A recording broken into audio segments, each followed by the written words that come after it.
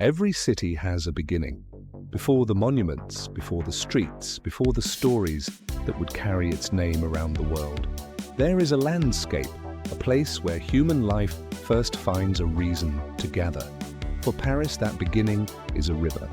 The Seine has carried merchants, artists, kings, revolutionaries, and ordinary people through more than 2,000 years of change. It has witnessed moments of creation and moments of conflict.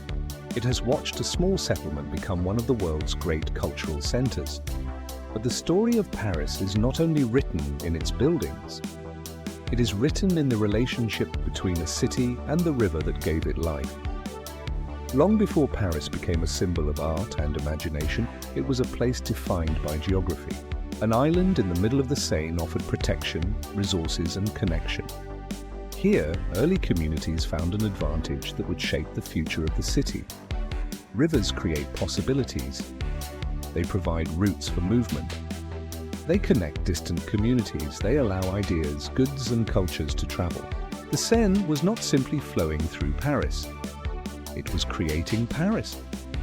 Over centuries, the river became a meeting point between different worlds. Traders arrived carrying goods, travelers arrived carrying stories, ideas arrived from beyond the city's borders. Paris grew because it was connected. The oldest parts of Paris do not reveal themselves all at once. They appear through details, a carved stone, a narrow passage, a building that has survived generations of change. Cities are often remembered through their grandest monuments, but their identity is also preserved in smaller places. The streets where people walked, the spaces where communities formed, the corners where history continued quietly. Bridges are more than structures connecting two sides of a river. They are expressions of human desire, the desire to reach beyond where we are, to connect, to exchange, to discover. Paris became a city of crossings, between neighborhoods, between cultures, between generations. A city is not created only by history. It is recreated every morning, every person who opens a shop, every worker crossing a street, every conversation beginning over coffee, every journey through the city continues the story. As Paris grew, the river became more than a route of movement. It became the stage upon which power, ambition, and memory would be written. Beyond the water, another chapter of Paris begins. A river can create the beginning of a city, but people create what that city becomes. Over centuries, Paris became a place where rulers, architects, and artists attempted to leave behind something greater than themselves. They built monuments, they shaped streets, they created symbols meant to represent power, faith, and the human desire to be remembered. Yet buildings are never only made of stone, they carry the ambitions of those who created them, and the memories of everyone who passed through them. The Louvre has lived many lives. Before it became one of the world's great museums, it was a fortress protecting medieval Paris. Later, it became a royal residence, a place where kings displayed their wealth and power.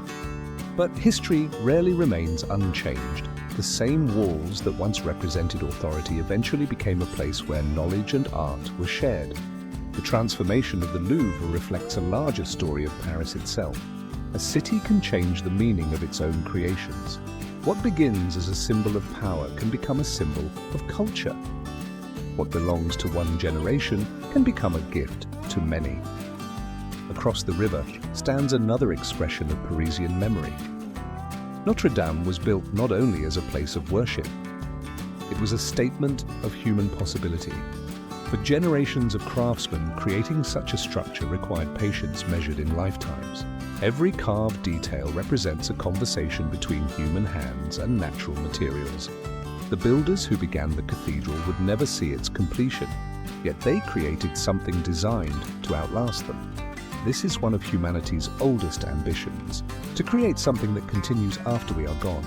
For centuries, Paris was shaped by those who wanted the city to reflect their vision of France. Kings and emperors transformed landscapes into statements. Streets became symbols, buildings became declarations, public spaces became stages for national identity. But cities have a way of changing the meaning of what they inherit. The same streets that once displayed royal authority later witnessed public movements, celebrations, and debates. architecture remembers. But people decide what memories will mean. Preserving a city is not simply about protecting old buildings, it is about protecting connections between generations. Every restoration project asks the same question: how can we respect what came before while allowing the future to continue? The power of Paris was never contained only within its buildings. Beyond the palaces and cathedrals, another transformation was taking place, a revolution of thought, a city where conversations became movements and ideas became forces that changed the world. Throughout history, cities have been places where people gather.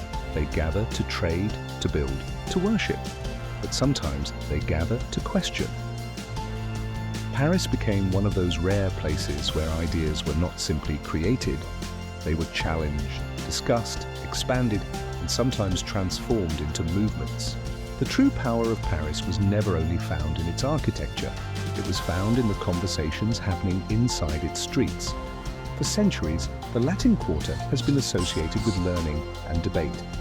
Here, ideas moved between universities, libraries, cafes, and streets. Knowledge was not something kept behind closed doors, it was discussed, questioned, shared. The exchange of ideas created a different kind of architecture, not buildings made of stone, but networks of human thought. In the 18th century, Paris became a meeting place for thinkers. They explored ideas about knowledge, society, government, and human rights.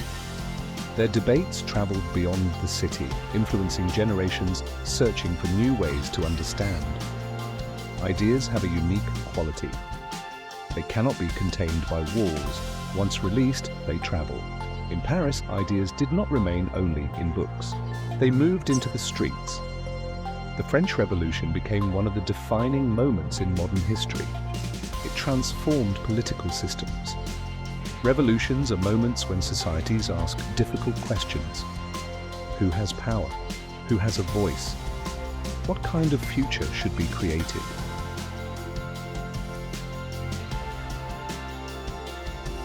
The same spirit of questioning that shaped politics also transformed art. Paris became a place where artists challenged traditional ways of seeing. They painted ordinary streets, everyday people, moments of light and movement. They discovered beauty not only in grand subjects, but in daily life itself. Art changed because the city changed, and the city changed because people were willing to imagine something different.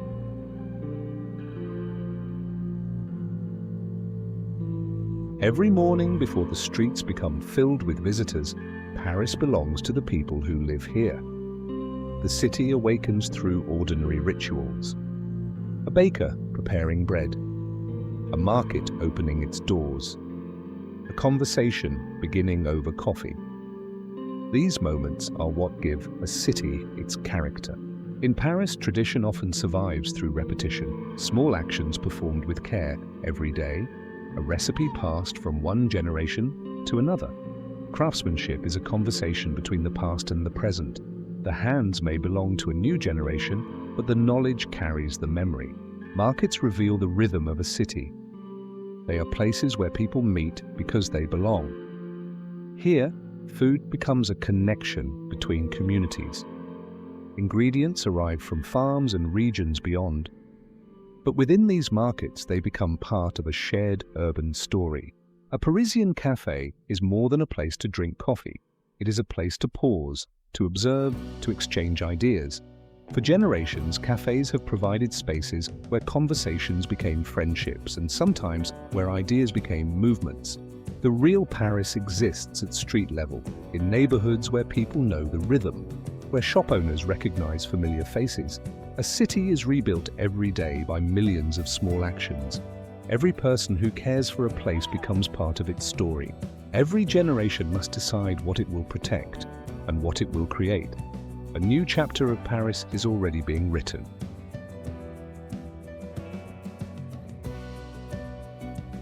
Every city faces the same challenge. How does it honor where it came from, while becoming something new? Paris carries an extraordinary inheritance. Centuries of architecture, generations of artists, memories written into stone. But a living city cannot exist only in the past. It must continue changing. It must continue imagining. Around the world, Paris is often recognized through its symbols, the monuments, the avenues, the views captured millions of times. But every city is larger than its image. Beyond the postcard exists another Paris, a city of workers, students, creators, families, people building their own relationship with a place shaped by history. The future of Paris is not separate from its past, it exists beside it. A modern city must constantly negotiate between preservation and progress, between protecting what gives it identity and creating spaces for new generations.